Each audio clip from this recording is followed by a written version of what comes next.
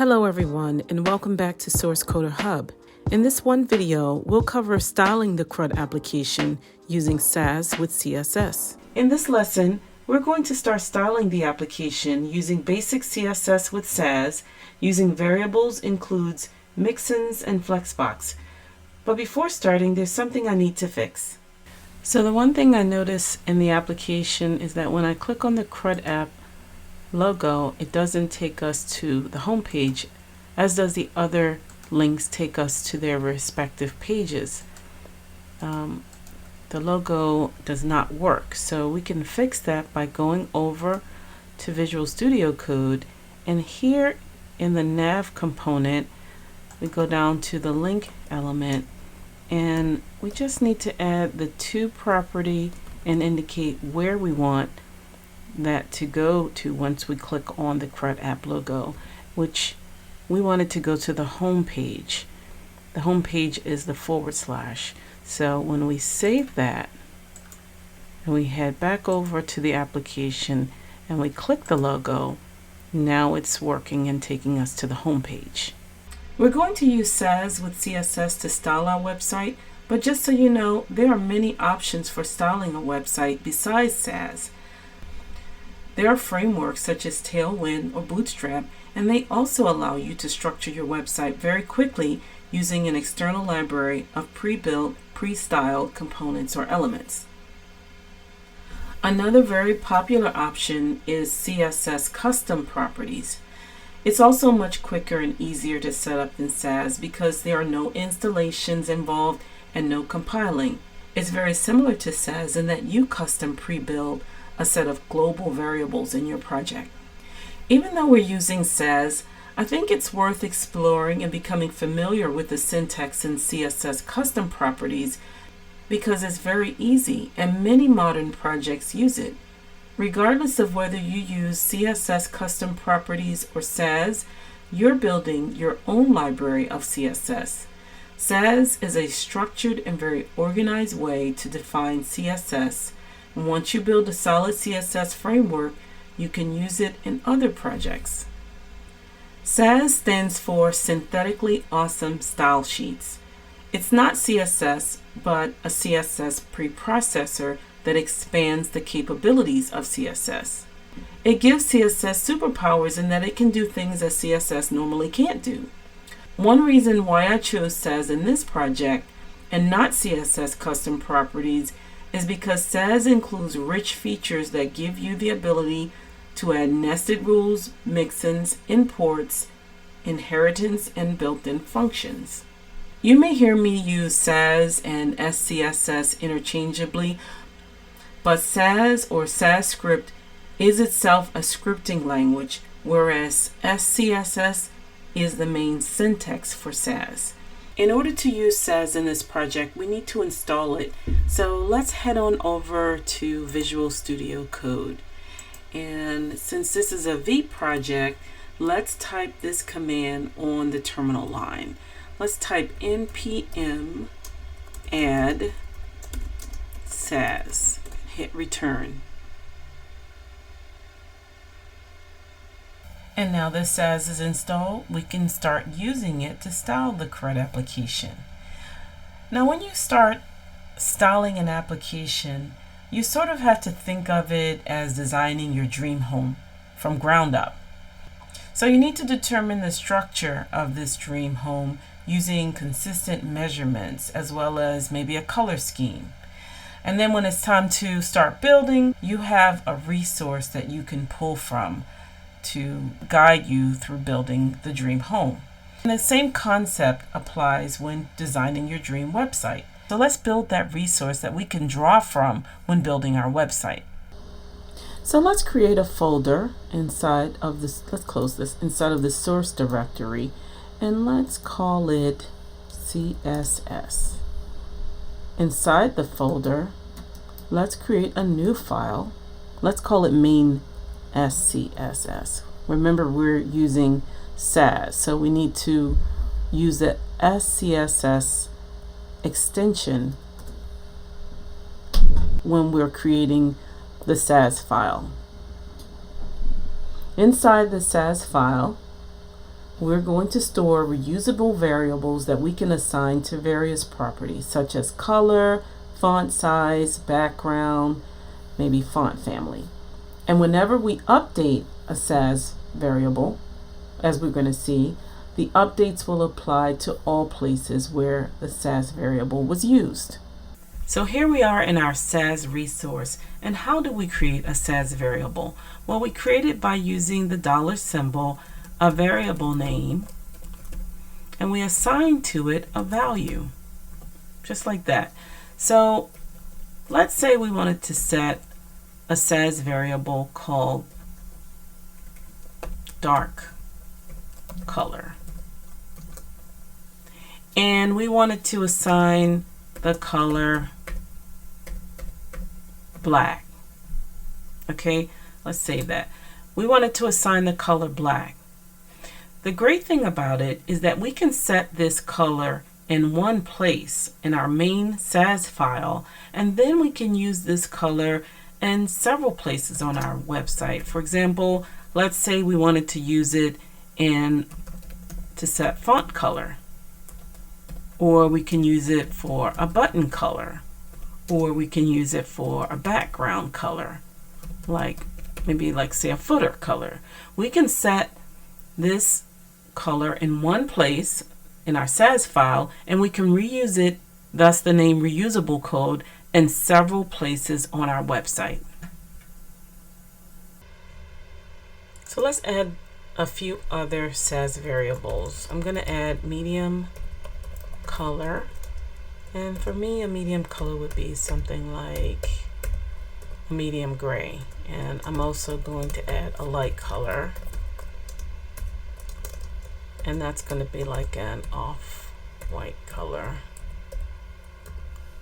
And let's change this would be like text color, and we're going to add a comment here, and we're going to call these colors. So let's just say that we decided that we wanted to change the text color, the button, and the background to something lighter than black. We simply need to just go to the value in our Sass variable, and let's say we wanted to change it to something like a soft black, or this is like the darkest gray color. When we change the variable in the Sass file, that value will be changed in all places in our CSS where we use the dark color as a value in the CSS. The change will be reflected site-wide to the new or to the updated value. So now I'm going to type in a few accent colors related to this project using Sass variables. And if you want to get an idea of what colors to choose, the easiest thing to do is to go over to your browser and type in color palette generator. And there are a few really nice websites. I like to go with Canva. If you scroll down, you'll be able to explore color combinations. And if you find something that you like, you just click it. You can copy these hex codes over to like Notepad, and that's what I did. So once you have those copied over, just go back over to Visual Studio Code, and you can start typing in your accent colors. So I'm just going to copy this over. It's much easier. And these are the colors that we're going to use in our project for things like buttons, maybe for a footer, maybe some kind of shapes that we may use in the project. Now, an important goal when building websites is to build accessible websites. So for that reason, we're going to use rim instead of pixels.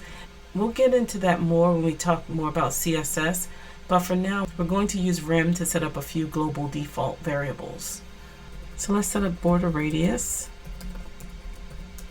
And I like to use two border radius sizes. One is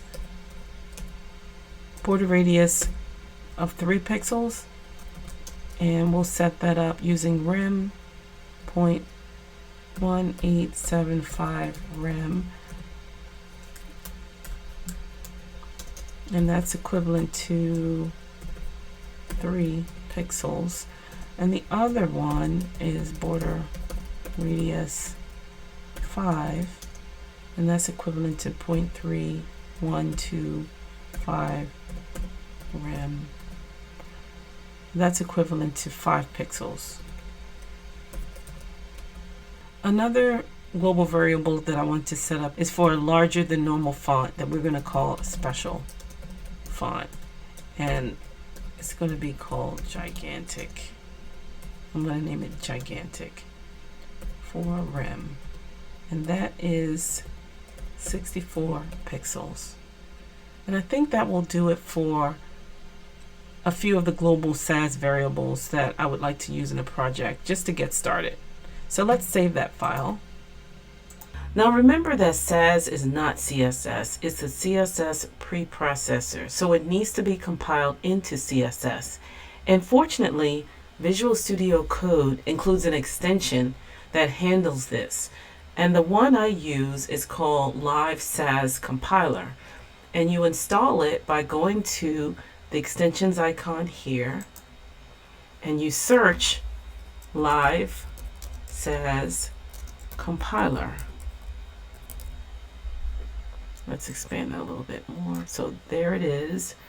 And once you find it, you just click on it and you enable it and install it. And once you install Live Sass Compiler, you'll notice Watch Sass shows up on the bottom toolbar. And when you hover over it, it says Live Compilation of Sass, or SCSS to CSS. And when you click it, you'll notice that 2 files are created. A CSS map file as well as a regular CSS file. So it takes your Sass file and compiles or interprets it as normal CSS. Let's look inside the CSS map file. And it shows that the Sass file is mapped to a CSS file. And inside the CSS file, we basically see a comment here that shows the source of the mapping, but there's no CSS. Why is that? Well, so far we've created a Sass file, which is nothing more than variable assignments. At this point, we haven't used the variables in the CSS file.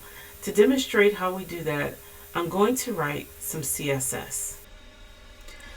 Let's create styles for body, button, and footer elements and assign Sass variables to them. Then we'll take another look at the CSS file and see what it produces. So I'm going to start off by creating a comment. It's going to be global defaults.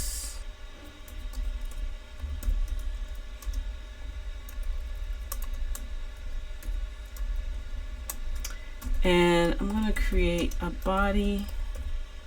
I'm going to create a body style and assign it the color of, guess what? Dark color. And I'm also going to create a button element, and I'm going to assign a background color of dark color, and I'm actually going to make the color of the font a light color. Okay, and I'm going to create a footer element, and guess what the background color is going to be? You guessed it, dark color, and the font is going to be a light color. So once we have that in place, I'm going to create some space. Let's save that. And when we save it, you notice that the Watch Sass compiler immediately compiles on the fly. and updates the CSS as well as the CSS map file.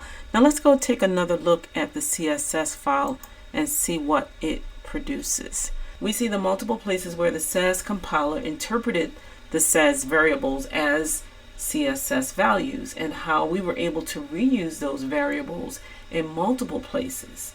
Now if we go to, let's go back, if we go back to a Sass variable, and for example if we change the dark color to something like a dark red, let's just do that. Let's change it to a dark red, and let's say we change the light color to something like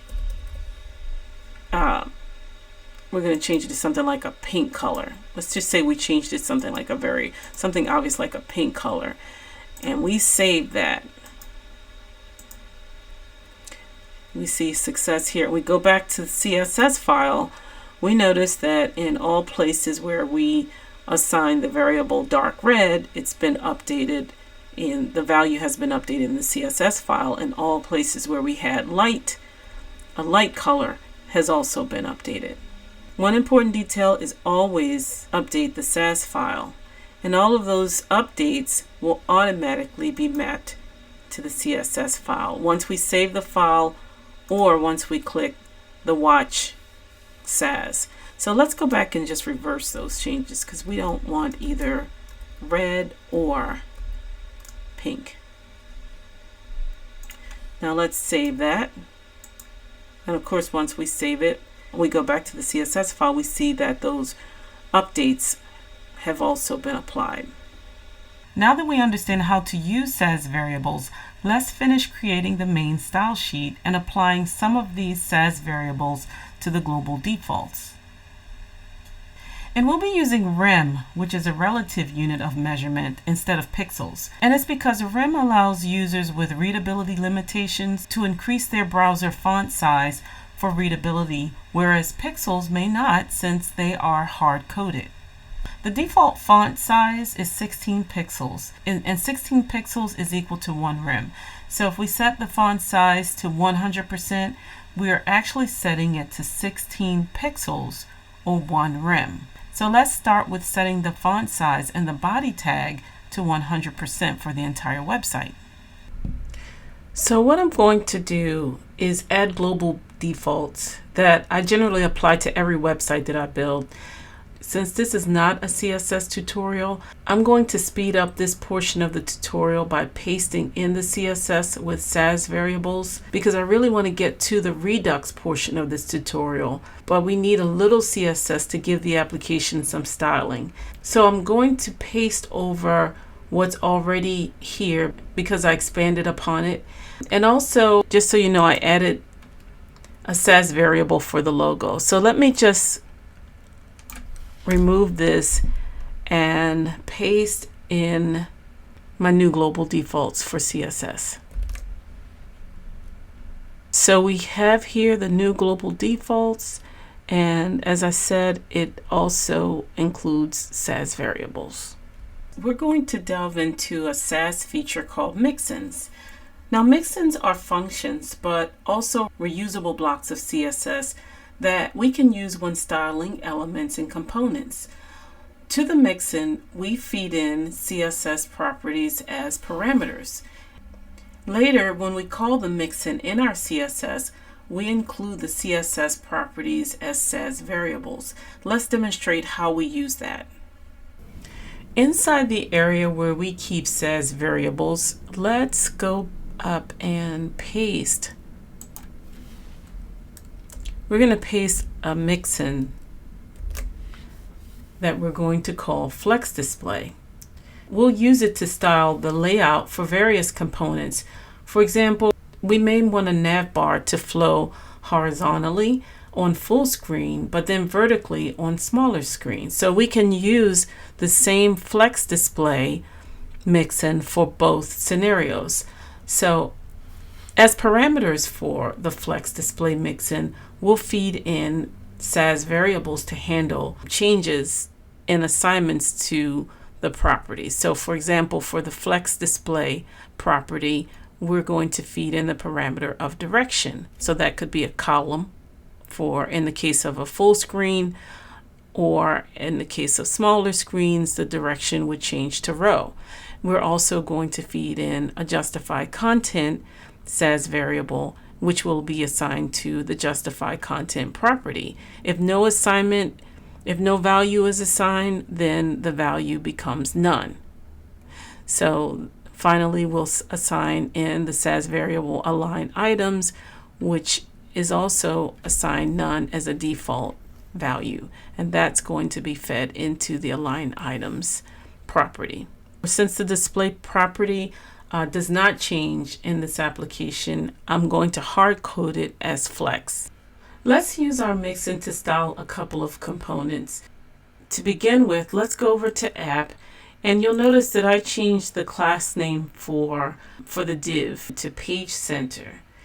And for now, I'm going to go over to CSS, and I am going to paste the CSS for styling the app using normal CSS, and then I'll update it using the flex display mixin. So how do we convert this CSS to a mixin? So we go inside of the CSS selector and we type in @include, and the name of the mixin is called flex display, and the parameters that we're going to feed it, the first one that we're going to feed it is flex direction, which in our case is column. The justified contents value is center, and the align items value is center. And because display flex is part of the mixin, we can remove it, and we can also remove the other properties since we've included them in the mixin. And all the other properties such as 100% view height would remain the same. So let's save that. Let's save all. And when we go over to the CSS, let's see what is produced.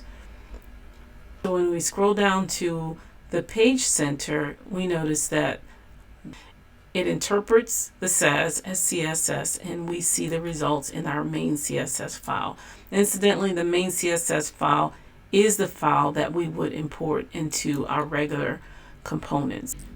And as we see, we've already imported it into the app file. So now let's try this mixin again using the header. In order to do that, we're going to start off by pasting over our normal CSS for Flexbox, and then we'll see how we can convert this over. So first of all, we don't need display flex since that's already included. We type in @include and then flex display, and for flex direction it's column. For justified content is space between, and for align items it's center. Then we can go ahead and remove those, and all the other properties remain the same. Another great feature of Sass is its ability to nest components. The header component, for example, includes a logo as well as a nav component. So let me show you how we can use the nesting feature of Sass to build cleaner CSS. Here's the normal CSS, where each element or selector is listed separately. Since these components are part of the header component, we can move them up into the header selector. So with Sass CSS, we can include child components as nested elements inside of a parent element. Now let's take a look at the updated application with the styling. We've got some alignment issues here. Let's change to justify content property of the page center from center to flex start. Let's go back and change that. And we want the property to be aligned to the top, not center. So we need to change this to flex start. And when we save that and go back, we see that the application is now aligned at the top. Incidentally, justify content changes based on the flex direction property. So if the flex direction were row, justify content would apply to the horizontal alignment. So flex start would be aligned to the left. Let me demonstrate that with the header component. Right now, the flex direction is set to column. That means that all of the child components are aligned vertically on the page, but I want them to be aligned horizontally in a row. So what I need to do is go back and change the flex direction to row. When I do that, we notice that the child components are aligned horizontally in a row. And the reason why there is a big space between them is because I have the justify content value set to space between, which affects the way components are aligned horizontally. So for example, if I wanted them to be all in the center, then I would change the justify content to center, and all the child components would be aligned in the center. And if I were, for example, if I set it to flex start, all of the child components would be aligned to the left. And if I set it to flex end, all of the child components would be set to the right. And if I set it to spaced evenly, then all of the child components would be spaced evenly in a row. But I want them to be spaced as far apart as possible. So I'm using the value space between. And so now they are as far as possible from each other. And I hope that makes sense. While I'm at it, I would like to change the background color of the header to a medium